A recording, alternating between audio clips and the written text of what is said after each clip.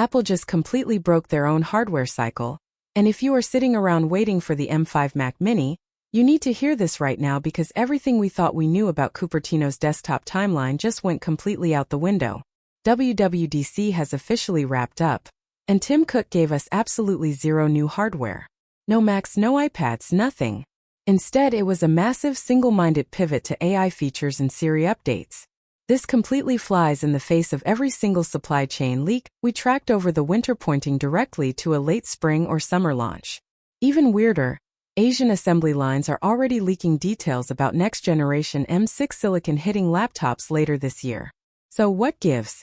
Did Apple just pull a repeat of the unloved M3 generation and quietly kill off the M5 Mac Mini behind closed doors? Honestly, I'll believe it when I see it, but the data says no. The M5 Mini isn't dead, but it is currently stuck in absolute supply chain purgatory.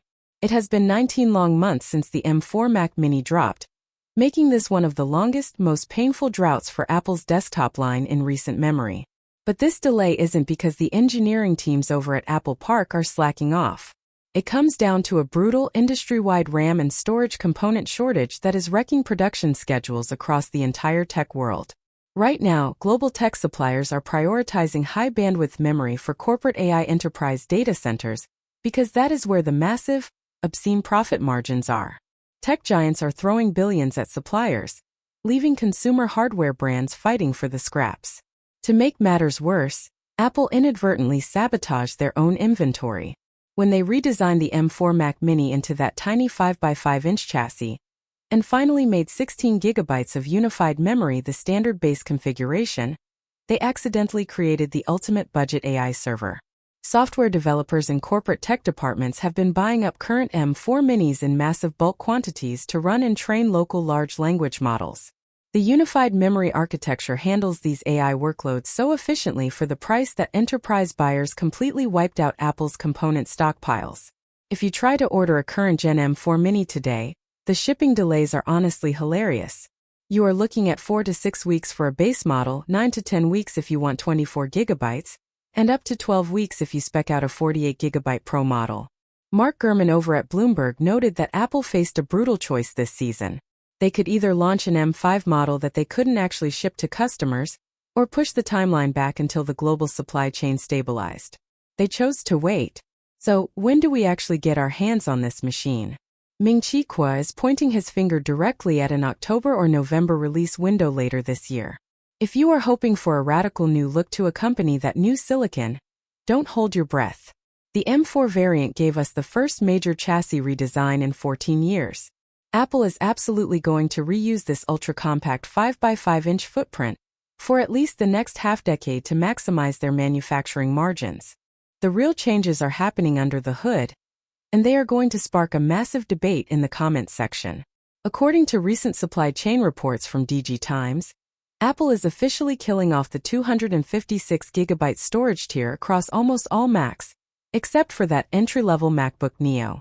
That means the base M5 Mac Mini will finally start with a faster, dual-chip 512GB solid-state drive alongside 16 GB of unified memory. If you step up to the M5 Pro, a recent report from the LX suggests a baseline configuration of a massive 1TB drive and 24 GB of RAM. This Pro chip will utilize a brand new ultra-high bandwidth Fusion architecture, designed specifically to supercharge local GPU and machine learning tasks. But there is a catch, and it is going to cost you. Because of skyrocketing component prices and that doubled base storage, expect a mandatory $100 Apple tax across the board. Just like we saw with the recent MacBook Air refresh, the new base M5 Mac Mini is almost certainly going to start at $799. I want to know what you think down below. Is doubling the base storage worth a $100 price hike? Or are you going to hold out for an M6 machine? Speaking of the M6, we need to address the massive elephant in the room.